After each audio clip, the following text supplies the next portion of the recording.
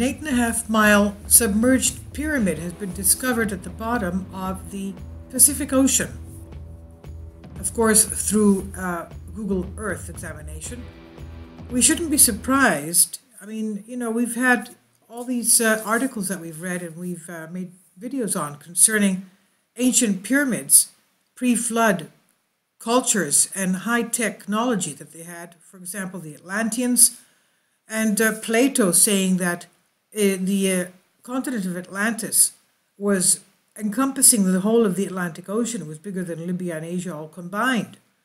And we've already ascertained with evidence that the ancient Minoans, the ancient Greeks, have the same DNA as that mitochondrial DNA as the North American Indians of the Great Lakes and St. Lawrence Seaway area. That they had trade routes going up there, and they removed 500,000 tons of copper during the Bronze Age, for their helmets, their spears, their armors, everything, their chariots. And they left a little bit of copper for the baubles and trinkets for the Native Americans to have. Now, this possibility that the Americas could be Atlantis, but something happened and parts of it had somehow been inundated with flooding. We have a lot of pyramids in the Americas, North America as well as South. This is just one of the Wisconsin Lake pyramid, as you can see right in the center of this lake. And unfortunately, there's not enough archaeological excavations in North America where we have so much to be found. But let's go back to this. The submerged 8.5-mile pyramid of the Pacific Ocean. Could this bizarre object, described as a giant ancient pyramid found at the bottom of the sea, be a clue to the site of the mythological city of Atlantis? Or perhaps it could be just Atlantean outlets, colonies. We know that Thoth, the Atlantean who wrote the Emerald Tablets, and you can find the videos on my playlist concerning that. There's a lot of details he has in there as to the type of technology they had. And he said that after the sinking of Atlantis, there were Atlanteans that went to various other parts of the world. The first thing they did was build pyramids. Were these pyramids actually methods of creating energy, free energy for their populations? They also had airships and spaceships. Now, the structure here is estimated to be between 3.5 and 11 miles across. It was spotted, of course, on Google Earth in the Pacific Ocean just west of Mexico.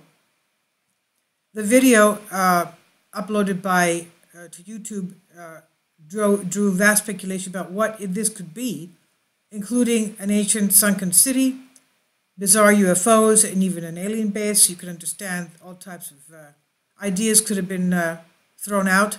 The discovery was made by Argentinian Marcelo Igazusta.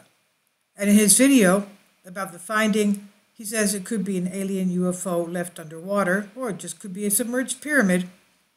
The video commentary described it as being an intense light in the Pacific Ocean, a light of 3.5 miles in length with a shape similar to a plane.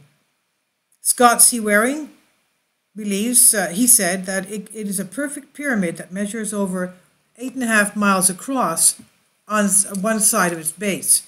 That's a conservative estimate. It could be up to 11 miles across. He suggested it could symbolize an ancient civilization or even something alien. And he said even if this is not a UFO that landed in the ocean that was being used as an alien base, it still is a monumental discovery. What is it? An 8.5-mile pyramid, biggest in the world has ever known, and it's right off Mexico near the ancient Maya and Aztec pyramids, in other words, it's in the same vicinity. His reasoning is that aliens might be involved with this. He said humans could never have built such a construction. Only aliens could accomplish making such a massive structure. Okay, but you have to keep in mind that it could have been the Atlanteans. And if you see one of my videos from yesterday having to do with the pyramids of China, it's worth you seeing them because I'm going to make some more videos on that. The first emperors of China said that they were the sons of the sky gods who landed in that area and built those pyramids. The first emperors of China were supposedly the offspring of these off-world, otherworldly entities. And the Chinese did not build these pyramids. It's these entities that came from space and built them. And the first emperors of China were their offspring. So you'll see that ancient pyramid complex used by ETs for landings and Chinese sky gods, and 500,000-year-old pipes discovered in mysterious pyramids in China baffled scientists out of place and time. You'll see those very, very interesting images that were originally taken by, just after World War II in 1947, by American pilots that happened to be overhead. And also the strange thing is that these Chinese pyramids are aligned in the exact same alignment as the Giza Plateau pyramids. So it's not a coincidence. Obviously, it must be that these entities were the same or related or had the same desire to align these pyramids exactly as the Giza pyramids. The Giza pyramids were supposedly, as from what Thoth writes in the Emerald Tablets, were built by Thoth, who was one of the beginning deities of the Egyptian pharaohic lines. And he was an Atlantean. And they were, by the way, giants, and they lived for thousands of years. So going back to this, it could be that they were Atlanteans. Now, Simon Clark posted that it should be investigated to see exactly what this thing is. Another poster pointed that there was no evidence it was anything more than an undersea mountain. He said, I don't understand why you're calling this a UFO. It's unidentified, yes, though most likely just the mountains of the seafloor, but it's not flying, so it's not a UFO. Now, the legendary Atlantis is the ancient Greek mythological Atlantis, the island, first mentioned by the philosopher Plato. He said it was across from the gates of Gibraltar, and that it was encompassing the Atlantic Ocean, the Atlantic Sea. It was bigger than Asia and Libya combined. It could have very well have been the Americas, because, you know, they had trade there before Plato. Plato was like 350 BC. Now, the Atlantis attempt to storm ancient Athens at that time, thousands of years ago, but despite overwhelming odds, the Athenians repelled them. It's also because of the fact that at that exact period of time, Atlantis had problems with their geology and they sunk, or part of it was destroyed anyway. The allegory is supposed to suggest that the power of the organized democratic state will beat the power of the tyrannical system of the Atlanteans, for example, the basic theme of his later work of the Republic of Plato. Atlantis and its inhabitants incurred the wrath of the gods for the attack, and the whole lot of this is supposedly submerged under the waters of the deep. Atlantis and its inhabitants are under the waters. Okay, so the whole thing submerged, giving rise to this myth. This is by John Austin, Express UK on Rendered Reality.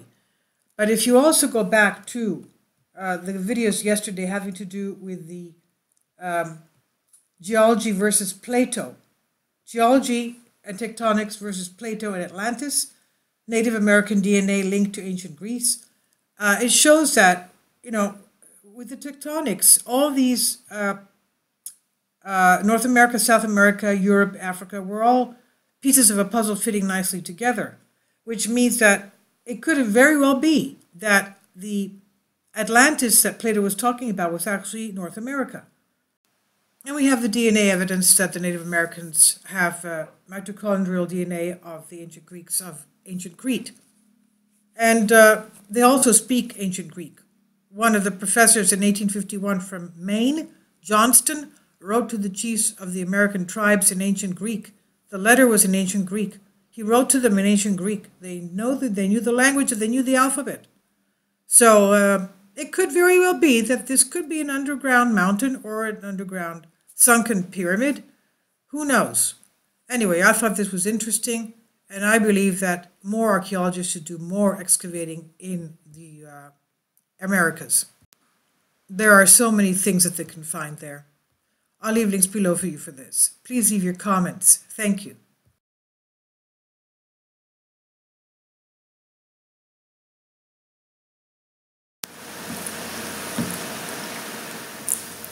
If you'd like to join me on my Patreon account, you will hear content not covered by mainstream media.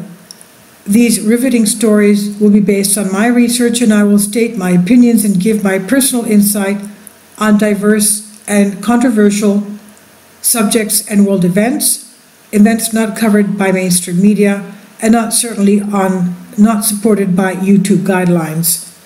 So whatever I have on my Patreon, most of those will not be on my YouTube channel. Please consider becoming a member today. More of the most significant and important videos will be on my Patreon channel. Your support helps me to continue my research and keeps this YouTube channel alive. And we depend on your support, your generous charity, because we help economically challenged families here in Athens, Greece, in Kapota, and we also help the young generation with university tuition and the community around our church. Thank you.